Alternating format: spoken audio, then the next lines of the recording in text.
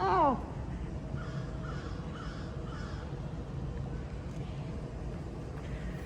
Oh no! Mommy! I fell on my knees bleeding.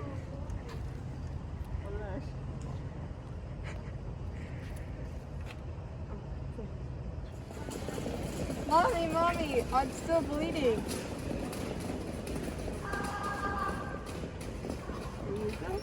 Hi doctor, my son fell off of his bike and cut his knee about 6 hours ago, and it still hasn't stopped bleeding, and I'm starting to get a little concerned. I was wondering what you would suggest we do. Please come see me at my office in the morning so we can run some tests. But I think from your description that he could have hemophilia, which is a genetic blood clotting disorder. The blood test came back with low levels of coagulation factor B3, which tells me that your son does in fact have hemophilia type A, which is actually fairly common in young boys. As I said on the phone, it is a genetic blood clotting disorder which causes people to bleed severely, even from a slight injury, like your son. It can also cause spontaneous bleeding, like nosebleeds for example, and patients often bruise much more easily. However, despite all this, his quality of life will not change much, as he has already lived with the condition all of his life thus far. You may need to pay closer attention so that he does not severely bleed, but besides that, he is completely fine.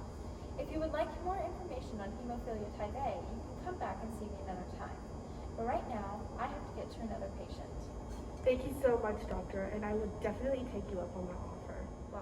Welcome back in. Thank you. I'm very interested to learn more about my son's condition. So I'll start by explaining the defective gene and how that causes hemophilia. There are two different types of hemophilia, type A and type B. In type A, which is what your son has, there is a mutation in the F8 gene, which codes for the coagulation factor B3 protein, a protein that works to clot blood. This mutation either reduces the amount of the coagulation factor proteins or changes their structure, both of which do not allow them to effectively clot blood.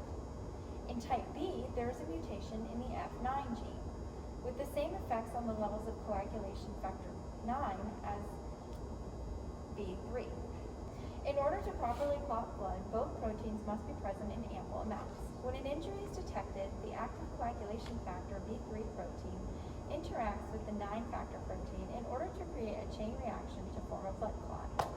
When the structure of one of these proteins is changed, then the two proteins can no longer bind to each other properly to catalyze the reaction.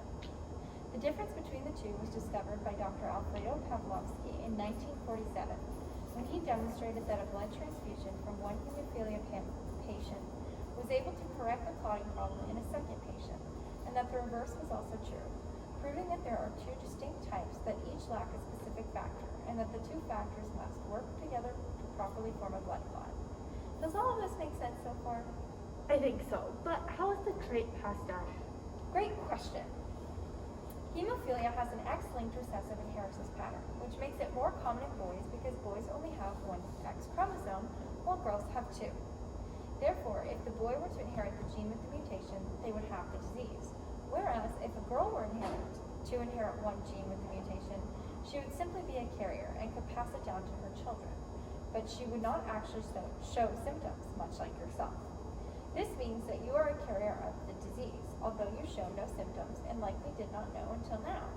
If the defective gene were not X-linked, then many more girls, in particular, would have the disease, as it would increase the chances of them getting both recessive genes to 25%, which would cause symptoms to present themselves in girls more often.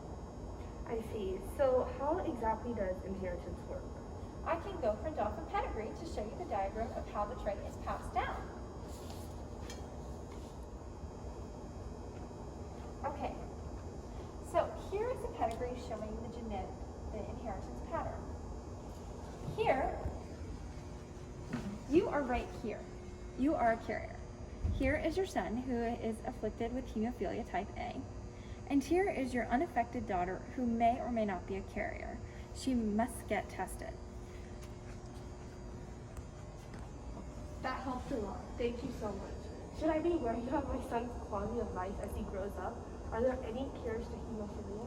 As of right now, there are no cures, but there are treatments, such as replacement therapy, which can either be preventative or on demand. These treatments use replacement coagulation factors, either from human donors or that have been artificially created in the lab by a process called recombination. In more severe cases than your son, preventative treatment may be the way to go in order to ensure internal bleeding does not occur.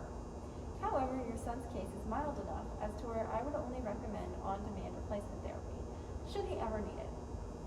Another alternative therapy in the works is gene therapy using CRISPR technology. This method is currently in small trials. CRISPR as a potential cure for hemophilia involves activation of the endogenous factor V3 or 9 genes within hematopoietic stem cells.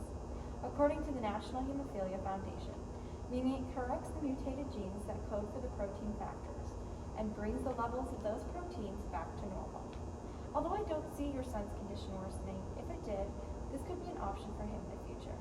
Because his case is fairly mild, I anticipate he will live a happy and normal life, even though his cuts may bleed more and take longer to close out than most people.